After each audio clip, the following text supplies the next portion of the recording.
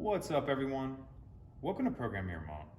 Today I'm going to show you how to change the engine air filter on a Chevy Suburban. This is a 2005 model here, but it's going to be the same on all the years of this body style that use the 5.3 motor.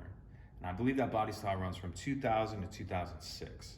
This is also going to be the same on basically all the full-size GM trucks and SUVs of those years that use the 5.3.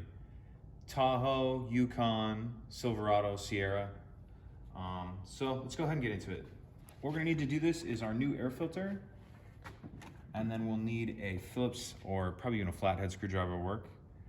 There's 4 screws we need to loosen. I've already got those loosened up. Point them out here,